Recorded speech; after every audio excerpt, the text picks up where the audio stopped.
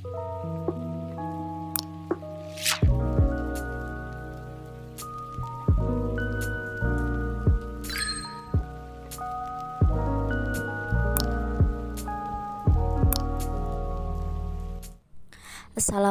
warahmatullahi wabarakatuh. Selamat datang di pembelajaran sejarah kebudayaan Islam.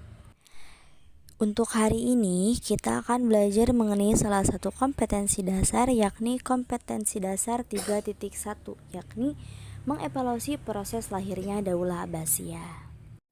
Anak-anakku sekalian, Daulah Abbasiyah berdiri sejak tahun 750 Masehi sampai 1258 Masehi.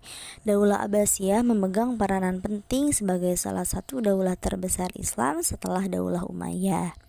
Pada gambar di atas bisa dicermati wilayah Daulah Abbasiyah pada masa kejayaannya yang meliputi seluruh Jazirah Arab, Irak, Persia, Syam, Mesir, dan sebagian wilayah benua Afrika Utara.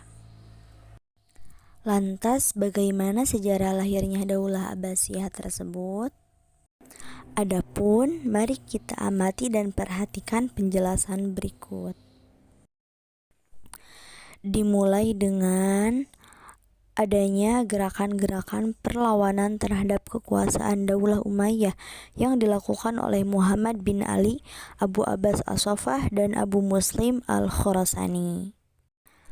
Adapun gerakan perlawanan tersebut dilakukan karena adanya ketidakpuasan terhadap Daulah Umayyah selama berkuasa.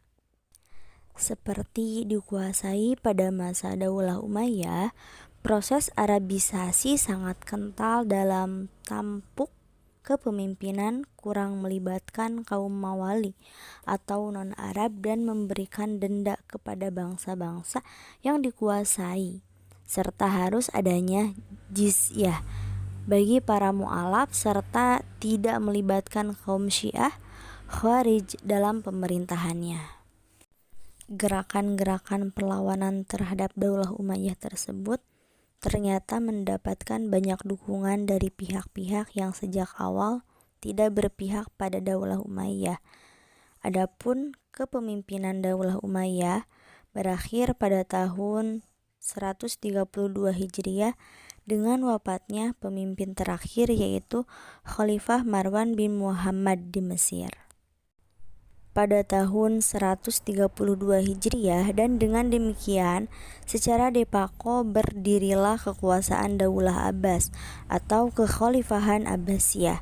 Dinamakan Daulah Abbasiyah karena para pendiri dan penguasa daulah ini adalah keturunan Abbas paman Nabi Muhammad SAW. Pemerintahan Daulah Abbasiyah terbagi menjadi 5 periode. Adapun pada periode pertama yaitu pada tahun 130 Hijriah sampai 232 Hijriah. Pada periode ini disebut juga pengaruh Persia pertama. Hal tersebut disebabkan pemerintah Daulah Abbasiyah dipengaruhi dengan sangat kuat oleh keluarga dari bangsa Persia.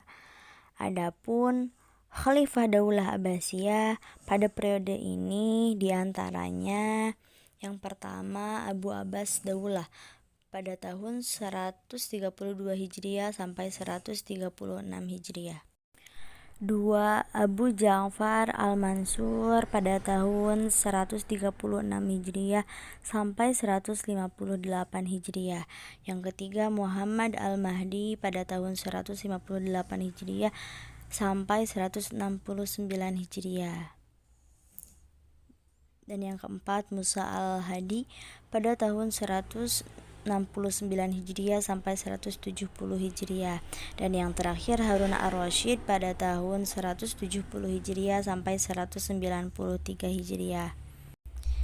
Nah, adapun pada periode kedua pada tahun 232 Hijriah sampai 334 Hijriah. Pada periode ini disebut juga pengaruh Turki pertama. Disebut demikian karena tentara Turki menjadi tentara Daulah Abbasiyah, sangat mendominasi pemerintahan. Adapun Khalifah Daulah Abbasiyah pada periode kedua ini diantaranya Yang pertama ada Al-Mutawakkil pada tahun 232 Hijriah sampai 247 Hijriah. Yang kedua ada Al-Munthir pada tahun 247 Hijriah sampai 248 Hijriah. Yang ketiga Al-Musta'in pada tahun 248 Hijriah sampai 252 Hijriah.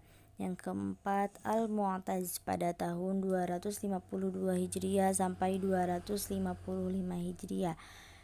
Dan yang terakhir Al-Muhtadi pada tahun 255 Hijriah sampai 256 Hijriah. Nah, adapun Daulah Abbasiyah pada periode ketiga dimulai pada tahun 334 Hijriah sampai 447 Hijriah. Pada periode ini disebut juga periode Persia kedua. Disebut demikian karena pada periode ini golongan dari bangsa Persia berperan penting dalam pemerintahan Daulah Abbasiyah.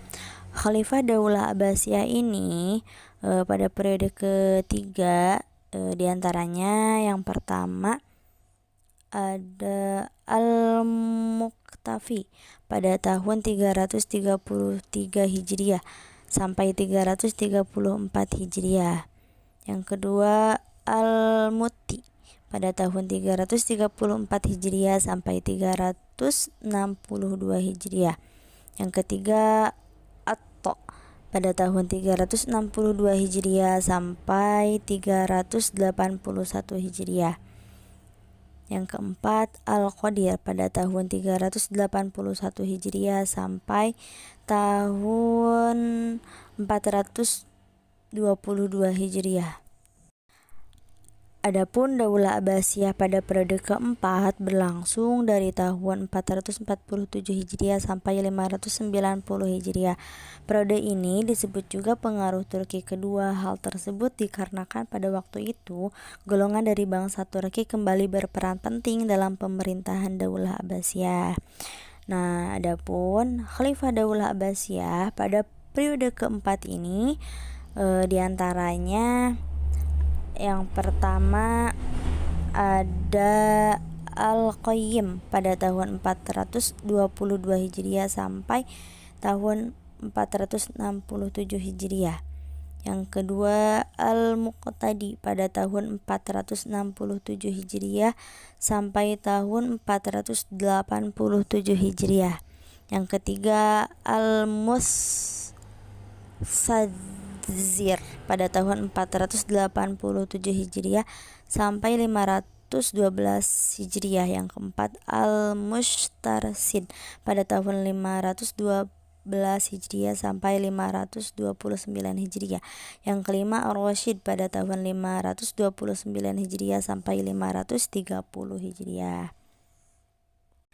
Nah, dan yang terakhir Daulah Abbasiyah pada periode kelima ini dimulai tahun 590 Hijriah sampai 656 Hijriah dan tidak lagi dipengaruhi oleh pihak manapun.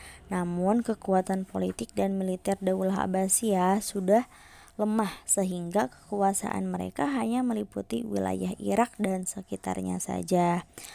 Khalifah Daulah Abbasiyah pada periode kelima ini diantaranya yang pertama ada Az-Zahir pada tahun 622 Hijriah sampai 623 Hijriah. Yang kedua Al-Mustansir pada tahun 623 Hijriah sampai 640 Hijriah. Yang ketiga Al-Mustasim pada tahun 640 Hijriah sampai 656 Hijriah. Nah, anak-anakku sekalian, hampir 6 abad para khalifah yang memegang kepemimpinan Daulah Abbasiyah, ada 37 khalifah. Namun yang paling berprestasi adalah Khalifah Harun Ar-Rasyid pada tahun 170 Hijriah sampai 193 Hijriah.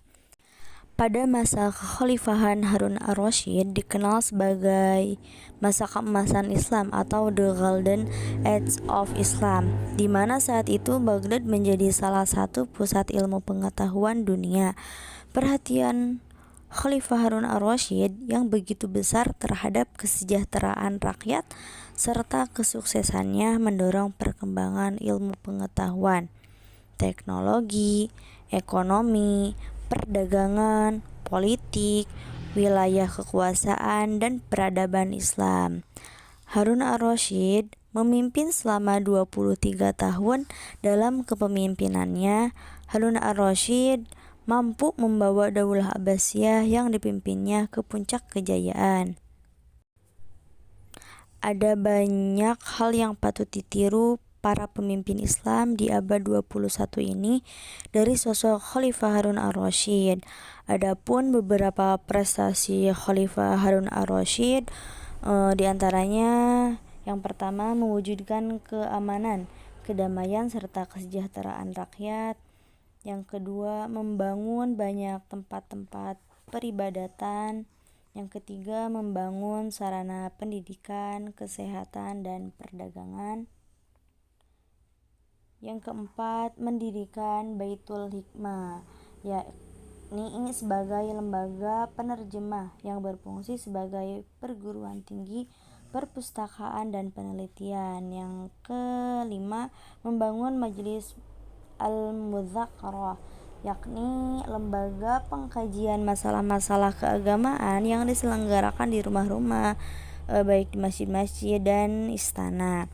Nah, anak-anakku sekalian, mudah-mudahan apa yang sudah disampaikan dapat menambah khasanah keilmuan kalian terkait materi sejarah lahirnya Daulah Abbasiyah. Sekian, syukron katsiran. Semoga bermanfaat. Wassalamualaikum warahmatullahi wabarakatuh.